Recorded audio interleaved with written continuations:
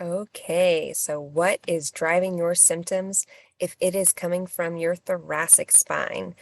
So people are a little weirded out whenever their symptoms are so crazy bad at their pelvic floor.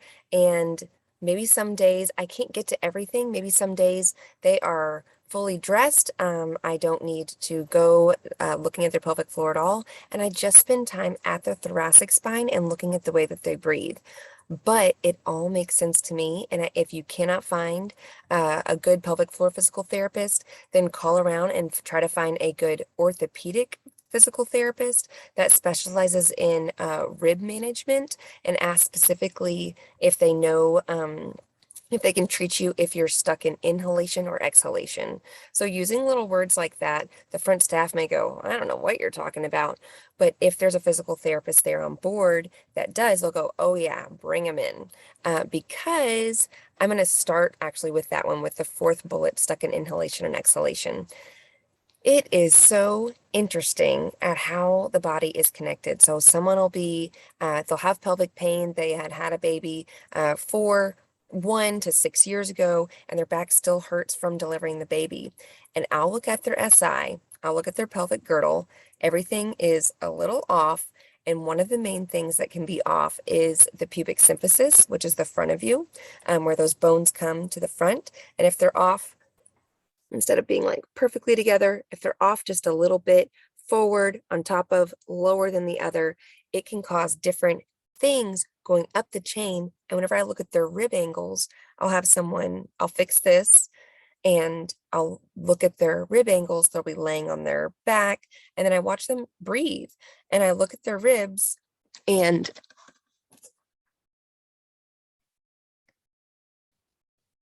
one rib will be poking out more than the other rib. Like one rib will be stuck down, this one will be out. So this one, the internal and external obliques are engaging and maybe overly engaging, and quadratus lumborum may be overly tightening.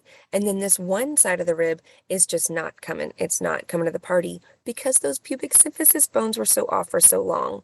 So putting pubic symphysis back together and then looking at their rib angle and trying to get them stuck out of that exhalation mode and back into an inhalated specific movement is going to be huge.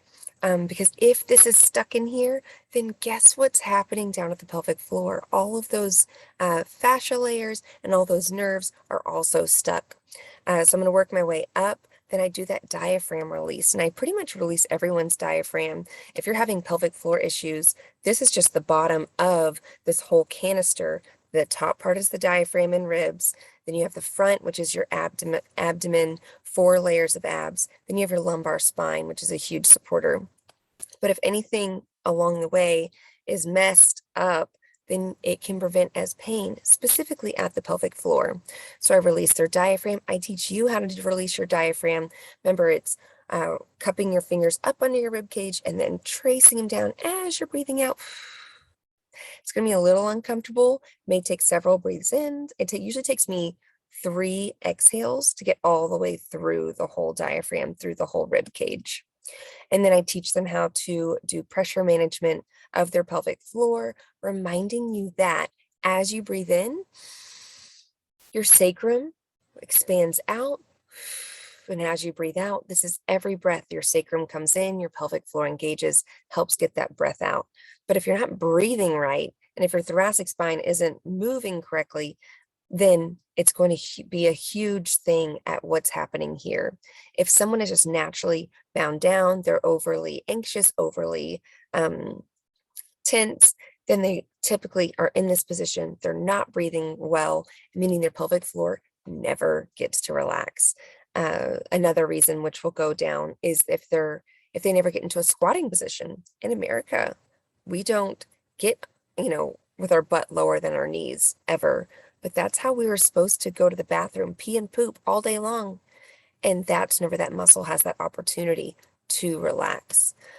So it's a little complicated, especially not meeting someone one-on-one, but the parasympathetic and the sympathetic nervous system also travels through the thoracic spine. So that's why in PT school they were like, no matter what's wrong with them, pop their thoracic spine, manip that space because it helps gets the juices flowing. It helps getting everything kind of like a control alt delete for your whole body.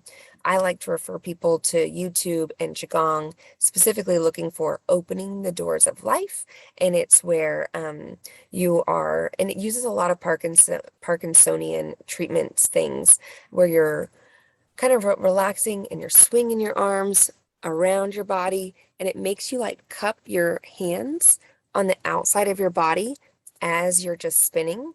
Um, Kind of like, I don't know, it just feels really, really good. I have people do this for a minute or so, but if you can look at YouTube, there's a bunch of different things on there, and all of them are to calm down this whole central nervous system, which has told your pelvic floor to be upregulated. So I hope that's helpful. Remember, you're fearfully and wonderfully made, and we're going to keep moving on.